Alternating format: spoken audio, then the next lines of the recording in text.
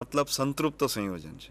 जो dB is equal to 1 होय तो एमां एक डबल बॉन्ड होई सके अथवा साइक्लिक कंपाउंड होई सके। जो डीबी इज इक्वल टू 2 होय तो एमां बे डबल बॉन्ड होई सके अथवा एक डबल बॉन्ड अने अथवा साइक्लिक कंपाउंड होई सके अथवा एक ट्रिपल बॉन्ड होई सके। जो डीबी इज इक्वल टू 3 होय, नेक्स्ट स्लाइड प्लीज, तो 3 डबल बॉन्ड्स होई सके अथवा बे डबल बॉन्ड अने एक साइकिल होई सके अथवा 1 डबल बॉन्ड अने एक ट्रिपल बॉन्ड होई सके। जो डीबी इज इक्वल टू 4 होय तो 4 डबल बॉन्ड अथवा बे डबल बॉन्ड अने एक ट्रिपल बॉन्ड अथवा बे ट्रिपल बॉन्ड अथवा बेन्जीन रिंग होई सके। जो डीबी इज इक्वल टू 5 आवे तो एमां बेन्जीन रिंग होवानी शक्यता छे अथवा तो डबल बॉन्ड साथे पण होई सके। सामान्य रीते बे डबल बॉन्ड बराबर एक ट्रिपल बॉन्ड लई शकाय अथवा एक डबल बॉन्ड बराबर एक साइकिल लई शकाय। तो हवे आपणे न्यूमेरिकल्स जोईए। दाखला तरीके तमने मोलिक्युलर फॉर्म्युला आपी छे C4H10OO અને એના બે સિગ્નલ આપ્યા છે। Delta is equal to 1.25 સિંગલેટ 9 hydrogen અને બીજું સિગ્નલ છે delta is equal to 4.35 સિંગલેટ 1 hydrogen. હવે તમે જો મોલિક્યુલર ફોર્મ્યુલા જોશો તો એમાં દેખાય છે C4H10O છે, એને તમે CnH2n+2O સાથે સરખાવી શકો। જો મોલિક્યુલર ફોર્મ્યુલા CnH2n+2O હોય તો સંયોજન આલ્કોહોલ હોઈ શકે અથવા તો ઇથર હોઈ શકે। તો હવે આપણે ડીબી કેલ્ક્યુલેટ કરીને જોઈ લઈએ સ્ક્રીન ઉપર કે આપણને એમાં કેટલું મળે છે। ડીબી ઇઝ ઇક્વલ ટુ 10 અને એમાં જો તમે એ ને બી ને ડીની વેલ્યુ મૂકો તો ઇઝ ઇક્વલ ટુ 10 - 10 એટલે 0 આવશે। એનો મતલબ કે આપેલ સંયોજનમાં એક પણ ડબલ બોન્ડ નથી। ઓકે, અને CnH2n+2+O બતાવે છે કે આ સંયોજન આલ્કોહોલ અથવા ઇથર હોઈ શકે। હવે આપણે પેલા સિગ્નલ જે આ મળે છે એનું આપણે એનાલિસિસ કરતા જોઈએ। તો પહેલું સિગ્નલ છે 9 હાઇડ્રોજનનું, ડેલ્ટા વેલ્યુ 1.25 છે, એટલે કેમિકલ શિફ્ટ બતાવે છે કે આલ્કાઇલ સમૂહ હોઈ શકે। મિત્રો તમે જાણો છો કે કોઈપણ કાર્બન સંયોજનનો ભાગ હોય ત્યારે તેની સાથે મેક્સિમમ 3 જ હાઇડ્રોજન જોડાઈ શકે અને જો એક જ સિગ્નલમાં 9 હાઇડ્રોજન હોય તો સ્વાભાવિક રીતે એમાં એક કરતાં વધારે કાર્બન હોવાની શક્યતા પૂરેપૂરી છે। હવે 9 હાઇડ્રોજન એક સરખા સિગ્નલ બતાવે એ બતાવે છે કે આમાં ટર્શિયરી બ્યુટાઇલ ગ્રુપ હોઈ શકે, બરોબર। અને એટલા માટે પહેલું સિગ્નલ આપણને CH3 3 ટાઈમ્સ Cનું હોઈ શકે એવી શક્યતા છે અને તો એની ટોટલ ફોર્મ્યુલા થાય C4H9। હવે આપણી મૂળ ફોર્મ્યુલા છે C4H10O, એમાંથી તમે C4H9 બાદ કરો તો બાકી રહેશે OH અને તેથી આપણું જે બીજું સિગ્નલ છે 1H સિંગલેટ, સંજયભાઈ હમણાં જ વાત કરી કે જો હાઇડ્રોજન વિષમ પરમાણુ સાથે એટલે કે કાર્બન સિવાયના ઓક્સિજન કે નાઇટ્રોજન સાથે જોડાયેલો હોય ત્યારે એનું વિભેદન શક્ય નથી, એનું સ્પ્લિટિંગ થાય નહીં અને એટલા માટે એક હાઇડ્રોજનનું સિંગલેટ હોય તો સ્વાભાવિક છે કે OH હોવાની શક્યતા પૂરેપૂરી। આમ આ બે સિગ્નલનું અર્થઘટન કરીએ તો આપણને આ સંયોજન પ્રાપ્ત થાય। હવે બીજો ઉદાહરણ લઈએ। એની મોલિક્યુલર ફોર્મ્યુલા C6H14O છે, એમાં આપણને 4 સિગ્નલ મળે છે ABCD। ડેલ્ટા વેલ્યુ તમે જોઈ શકો 0.8 છે, સિંગલેટ છે। હવે મિત્રો આમાં તમે જોઈ શકો હાઇડ્રોજનની સંખ્યા નથી આપી પરંતુ સ્ક્વેરની સંખ્યા આપી છે। સંજયભાઈ હમણાં ઘણા બધા ગ્રાફ તમને બતાવ્યા અને એ ગ્રાફ તમે જોયા હશે તો એમાં તમે જોઈ શકો છો કે કોઈ પણ ગ્રાફમાં સ્ક્વેર હોય છે, ખાના હોય છે। આ એક ખાનાની સંખ્યા છે એટલે ઇન્ટિગ્રેશન ઉપરથી તમે કેટલા ખાના છે એ નક્કી કરી શકો અને એ ખાનાનું પછી આપણે અર્થઘટન હાઇડ્રોજનની સંખ્યામાં કરવાનું છે। તો એમાં પહેલું જોઈએ તો આપણે હમણાં જે સ્ક્રીન ઉપર જે બતાવ્યું તમને કે પહેલું સિગ્નલ જે છે એમાં 12 ખાના છે તો એમાં આપણે પહેલાં ટોટલ હાઇડ્રોજન મોલિક્યુલર ફોર્મ્યુલામાં આપ્યા છે નંબર ઓફ પ્રોટોન્સ 14 છે। ધારો કે એના બરાબર B હોય, ટોટલ નંબર ઓફ સ્ક્વેર્સ કરીએ તો પહેલામાં 12 છે, બીજામાં 4 છે, ત્રીજામાં 1.3 છે અને ચોથામાં 1.4 છે। તો ટોટલ સ્ક્વેરની સંખ્યા 18.7 થાય છે। તો આના ઉપરથી આપણે સૂત્ર મૂકી શકીએ। એમાં ધારો કે પહેલામાં જોઈએ તો નંબર ઓફ પ્રોટોન્સ કેટલા હશે એ જોવું હોય પહેલા સિગ્નલ માટે તો સૂત્ર છે નંબર ઓફ પ્રોટોન્સ એટલે કે B into square upon value having maximum number of square. એટલે પહેલામાં 14 છે, ટોટલ સ્ક્વેર 12 છે, અને અપોન 18.7 ટોટલ સ્ક્વેરની સંખ્યા ગણી તો એના આધારે આપણને 8.98 વેલ્યુ મળી, જે 9ની ઘણી નજીક હોવાથી એમ કહી શકાય કે પહેલા સિગ્નલમાં 9 હાઇડ્રોજન છે. હવે બીજું સિગ્નલ જોઈએ તો એમાં નંબર ઓફ પ્રોટોન્સ તમને 2.99 એટલે ઓલમોસ્ટ 3 મળે છે. એટલે એવું કહી શકાય કે બીજા સિગ્નલમાં 3 હાઇડ્રોજન હશે. એ પછી સી જોઈએ તો સીમાં 14 ગુણ્યા 1.3 અપોન 18.7 કરો તો 0.97 આવે છે. ઇટ શોઝ કે એક હાઇડ્રોજન હશે. અને એ જ રીતે ચોથા સિગ્નલમાં પણ તમને જે વેલ્યુ મળે છે નંબર ઓફ પ્રોટોન્સ એ 1.05 છે, વિચ ઇઝ નિયરલી 1. એટલે આમ એક હાઇડ્રોજનનો ચોથો સિગ્નલ હશે. આમ તમે નક્કી કરી શકો કે દરેક સિગ્નલમાં ટોટલ કેટલા હાઇડ્રોજન છે. હવે ડીબીઈ પ્રમાણે જોઈએ તો આમાં ઇક્વલ્સ ટુ 0 આવે છે. એનો મતલબ કે સંયોજન સંતૃપ્ત છે અને એમાં કોઈ પણ પ્રકારના ડબલ બોન્ડ નથી. અને એમાં પહેલું સિગ્નલ 9 હાઇડ્રોજનનું છે, ડેલ્ટા વેલ્યુ 0.8 છે. એ બતાવે છે કે ટર્શિયરી બ્યુટાઇલ ગ્રુપ હાજર છે. આપણી મૂળ ફોર્મ્યુલા છે C6H14O. એમાંથી C4H9 તમે બાદ કરો તો બાકી રહેશે આપણી પાસે C2H5O. તો એના આધારે પછી બીજા જે સિગ્નલ બાકી રહ્યા તમે સ્ક્રીન ઉપર જોઈ શકો કે બીજું જે સિગ્નલ મળ્યું છે 3H ડબલેટનું છે, જેમાં ડેલ્ટા વેલ્યુ 1.1 છે, અને એ પછીનું સિગ્નલ 1H ક્વાર્ટેટ છે, જેમાં ડેલ્ટા વેલ્યુ 3.4 છે. આ ઇન્ડિકેટ કરે છે કે એમાં મિથાઇલની સાથે CH સમૂહ આવેલો હશે. જો આ બંનેનું ટોટલ કરીને બાદ કરો તો આપણી પાસે OH રહી જાય છે, અને એક જ સિગ્નલ હવે બાકી આપણે ઇન્ટરપ્રિટ કરવાનું રહ્યું, જેની ડેલ્ટા વેલ્યુ ઇન્ડિકેટ કરે છે કે હાઇડ્રોજન વધુ વિદ્યુત ઋણ તત્વ સાથે જોડાયેલો હશે. અને એટલા માટે હવે આ બધા જ સિગ્નલનું જે અર્થઘટન થયું એને આપણે ક્લબ કરીએ, ભેગા કરીએ તો આપણી પાસે સંયોજન આવશે જે તમારી સ્ક્રીન ઉપર છે. એ જ રીતે હવે બીજું એક્ઝામ્પલ જોઈએ.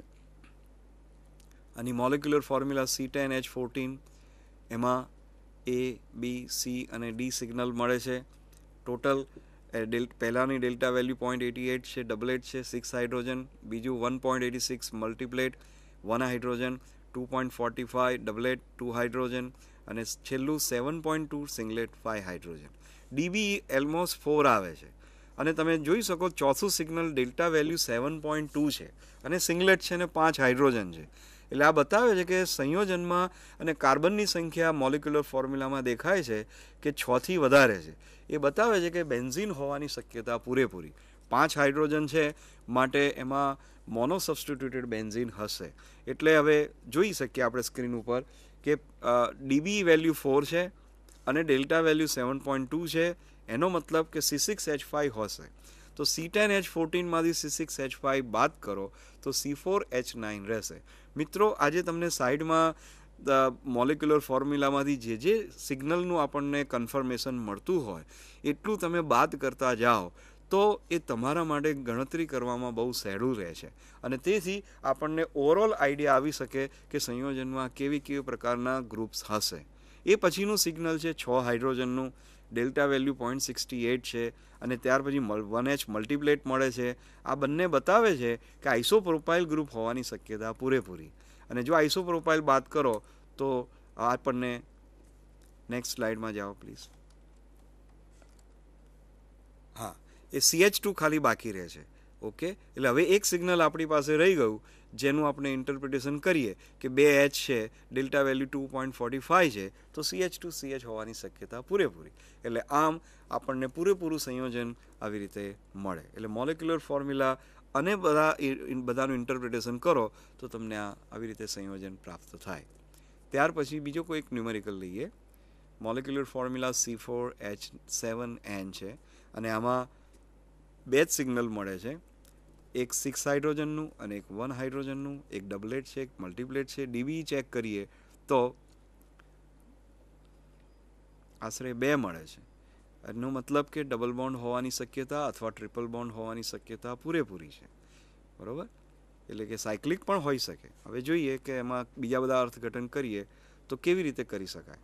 તો 6 હાઇડ્રોજનનું છે, ડબલેટ છે, 1.34 છે, અને 1H મલ્ટીપ્લેટ છે, અને એ પણ 2.72 ઇન્ડિકેટ કરે છે કે આમાં પણ આઇસોપ્રોપાઇલ ગ્રુપ હોઈ શકે. આઇસોપ્રોપાઇલ એટલે C3H7. જો એ બાદ કરો તો C4H7N માંથી C3H7 જાય તો CN રહે. મિત્રો CNનું કોઈ સિગ્નલ ના હોય તો CN એની સાથે ગોઠવો તો CHની એક વેલેન્સી બાકી છે એટલે સાયનાઇડ ગ્રુપ ત્યાં જોઈન્ટ થાય એટલે આપણને આ આખું માળખું તૈયાર કરીને આપણને મળી શકે જે તમારી સમક્ષ છે. એ પછીનું એક ઉદાહરણ જોઈએ તો મોલેક્યુલર ફોર્મ્યુલા C3H6Cl Br છે. હવે ઘણીવાર આપણને ડેલ્ટા વેલ્યુના બદલે ટાઉ વેલ્યુ આપી હોય. સામાન્ય રીતે આપણે કેમિકલ શિફ્ટ ડેલ્ટામાં લેવા ટેવાયેલા છીએ, પણ હવે ટાઉમાં પણ આપે છે. તો ટાઉમાંથી તમારે ડેલ્ટા વેલ્યુમાં કન્વર્ટ કરવું હોય તો બહુ સહેલું છે. 10માંથી ટાઉ વેલ્યુ સબટ્રેક્ટ કરો, બાદ કરો, એટલે તમને સીધી ડેલ્ટા વેલ્યુ મળશે. જેમ કે પહેલા સિગ્નલમાં ડેલ્ટા વેલ્યુ 2.35 થાય, બીજા સિગ્નલની ડેલ્ટા વેલ્યુ 3.52 થાય અને ત્રીજા સિગ્નલની ડેલ્ટા વેલ્યુ 3.8 થશે. અને ત્યાર પછી તમે ડીબી શોધો તો ડીબી 0 મળે છે, મતલબ સંયોજન સંતૃપ્ત છે. પછી 2Hનું ક્વિન્ટેટ મળે છે. એ ઇન્ડિકેટ કરે છે કે એ 2H એટલે કે CH2 હશે અને એની આજુબાજુ કુલ 4 હાઇડ્રોજન હોવા જોઈએ. એટલે બે પ્રકારની શક્યતા હોઈ શકે કે CH2 CH2 CH2 અથવા CH3 CH2 CH બંધારણ હોઈ શકે. તો એટલું તમે સબટ્રેક્ટ કરો અથવા તો આ એક જ સિગ્નલ CH2નું બાદ કરો તો બાકી રહેશે આપણી પાસે C2H4Cl Br. એ પછી બીજા સિગ્નલનું ઇન્ટરપ્રિટેશન કરીએ તો 2 હાઇડ્રોજન ટ્રિપ્લેટ જે ઇન્ડિકેટ કરે છે કે એમાં પણ આજુબાજુમાં ફક્ત 2 જ હાઇડ્રોજન છે અને 2Hનું સિગ્નલ છે, એનો મતલબ કે CH2 હશે. એટલે ફરીથી બીજું CH2 એમાંથી બાદ કરો તો બાકી રહેશે આપણી પાસે CH2Cl Br. જે નેક્સ્ટ સિગ્નલ છે એ પણ 2 હાઇડ્રોજનનું છે અને એ પણ ટ્રિપ્લેટ છે. એ બતાવે છે કે એની આજુબાજુમાં ફક્ત 2 જ હાઇડ્રોજન જુદા પ્રકારના છે. એટલે જો એ પણ બાદ કરો તો આપણી પાસે ફક્ત રહેશે Cl અને Br. એટલે આમ જો તમે બધાને ગોઠવો તો પહેલાં એક કાર્બન સાથે Cl ગોઠવાય અને એની સામેના બીજા એન્ડ ઉપર Br ગોઠવાય. એટલે મોલેક્યુલર ફોર્મ્યુલા આપણી પાસે હાથમાં આવશે Cl CH2 CH2 CH2 Br. Okay, ત્યાર પછી નેક્સ્ટ એક્ઝામ્પલ મોલેક્યુલર ફોર્મ્યુલા આપણી સામે C9H10 છે. ટાઉ વેલ્યુ આપી છે. ટાઉને તમે ડેલ્ટામાં કન્વર્ટ કરી શકો તો ડેલ્ટા વેલ્યુ 2.04 2.91 અને 7.17 મળે છે. હવે મિત્રો છેલ્લું જે સિગ્નલ છે એની ડેલ્ટા વેલ્યુ 7.17 આવી. 4 હાઇડ્રોજન છે. ડીબી તમે જોઈ શકો 5 છે. આ બધું આપણને દર્શાવે છે કે આપેલ સંયોજનમાં બેન્ઝીન હોવાની શક્યતા છે. એટલે હવે પહેલું સિગ્નલ છે બેન્ઝીન. જો બેન્ઝીન અને 4 હાઇડ્રોજન છે એટલે ડાયસબસ્ટિટ્યુટેડ બેન્ઝીન હોઈ શકે. સોરી. તો C9H10માંથી તમે C6H4 બાદ કરો, સબટ્રેક્ટ કરો તો આપણી પાસે રહેશે C3H6. બરાબર. તો આ C3H6નું આપણે હવે ઇન્ટરપ્રિટેશન કરીએ તો નેક્સ્ટ સિગ્નલ આવે છે 2H ક્વિન્ટેટ. Tau value 7.96. ટ્રિપ્લેટ ક્વિન્ટેટ છે અને 2H છે. એટલે કે CH2ની આજુબાજુ 2 CH2 હોઈ શકે અથવા CH2ની આજુબાજુ CH3 અને CH હોઈ શકે. આ બે શક્યતા છે. એ પછીનું સિગ્નલ 4H ટ્રિપ્લેટ બતાવે છે જે ઇન્ડિકેટ કરે છે કે CH2 CH2 હોવાની શક્યતા પૂરેપૂરી છે. આમ C3H6 બાદ કરો તો આપણી પાસે આ સ્ટ્રક્ચર આવ્યું બેન્ઝીન સાથે. બીજી સાયકલમાં CH2 CH2 CH2 જોડાયેલા છે. એટલે આ રીતે આ મોલેક્યુલર ફોર્મ્યુલા અને NMRને આધારે તમને આ આખું સ્ટ્રક્ચર જોવા મળે છે. એ પછીનું ઉદાહરણ જોઈએ તો મોલેક્યુલર ફોર્મ્યુલા C6H14O છે. એમાં 3 સિગ્નલ મળે છે. ડેલ્ટા વેલ્યુ 1.2 ટ્રિપ્લેટ 3 હાઇડ્રોજન, બીજું સિગ્નલ ડેલ્ટા વેલ્યુ 1.25 સિંગલેટ 9 હાઇડ્રોજન અને ત્રીજું 3.42 ક્વાર્ટેટ 2 હાઇડ્રોજન. ડીબી ચેક કરો તો 0 આવે. એટલે ફરીથી આપણને આ એવું સંયોજન મળ્યું કે જેમાં આલ્કોહોલ હોઈ શકે અને સંતૃપ્ત સંયોજન હોઈ શકે. ત્યાર પછી 3 હાઇડ્રોજનનું ટ્રિપ્લેટ છે. જો તમે એનું ઇન્ટરપ્રિટેશન કરો તો ટ્રિપ્લેટ છે, 3 હાઇડ્રોજન છે અને એક બીજું સિગ્નલ મળે છે 2H વાળું ક્વાર્ટેટ. આ બંને બતાવે છે કે ઇથાઇલ સમૂહ હોવાની શક્યતા પૂરેપૂરી છે. તો જો ઇથાઇલ સમૂહ એમાંથી બાદ કરો તો C6H14O C2H5 તો તમને C4H9O મળે છે. હવે C4H9 બાકી રહ્યું અને હવે આપણી પાસે એક જ સિગ્નલ છે જે 9 હાઇડ્રોજનનું છે અને સિંગલેટ છે. તો આ બતાવે છે કે આ ટર્શિયરી બ્યુટાઇલ ગ્રુપ હોવાની શક્યતા પૂરેપૂરી છે. અને એટલા માટે જો C4H9 બાદ કરો તો ખાલી ઓક્સિજન રહી જાય, અને એટલા માટે આપેલ સંયોજન ઇથર હશે. અને આ એનું બંધારણ છે કે જેમાં એક બાજુ ટર્શિયરી બ્યુટાઇલ આવ્યો અને બીજી બાજુ ઇથાઇલ સમૂહ આવ્યો. નેક્સ્ટ એક્ઝામ્પલ જોઈએ તો C6H14O, 2 સિગ્નલ, એમાં ડેલ્ટા વેલ્યુ 1.25 ડબલેટ 12 હાઇડ્રોજન અને બીજું 3.6 સેપ્ટેટ 2 હાઇડ્રોજન. ડીબી 0 બતાવે છે કે એમાં એક પણ ડબલ બોન્ડ છે નહીં. ઓકે, અને એની મોલિક્યુલર ફોર્મ્યુલા બધી ઇથર કે આલ્કોહોલ હોવાની શક્યતા છે. તો 12 હાઇડ્રોજન એમાં એને ડબલેટ છે, જ્યારે બીજું સિગ્નલ છે 2 હાઇડ્રોજન સેપ્ટેટ. આ બતાવે છે કે આમાં આઇસોપ્રોપાઇલ ગ્રુપ એક બાજુ હોવાની શક્યતા અથવા બંને બાજુ હોવાની શક્યતા હોઈ શકે. ટોટલ કાર્બન આપણી પાસે 6 છે અને આપણી પાસે સિગ્નલ ઓછા છે. એ બતાવે છે કે બંને બાજુ આઇસોપ્રોપાઇલ ગ્રુપ હોઈ શકે. એટલે ડાયઆઇસોપ્રોપાઇલ ઇથરનું આ ઉદાહરણ છે. તો મિત્રો, આ હતી NMR વિશેની થોડી ઘણી સમજ. અમારી રીતે અમે પૂરેપૂરી કોશિશ કરી છે કે તમને બને એટલી એક્ઝામ બાબતમાં, એક્ઝામને લક્ષી કંઈ પણ થોડી ઘણી ઉપયોગિતા થઈ જશે. અને આપ આ જરૂર જોશો, સમજશો. કંઈ પણ તકલીફ હોય તો અમે આપની સમક્ષ છીએ. ગમે ત્યારે આપ અમારો સંપર્ક કરી શકો છો. Thank you very much.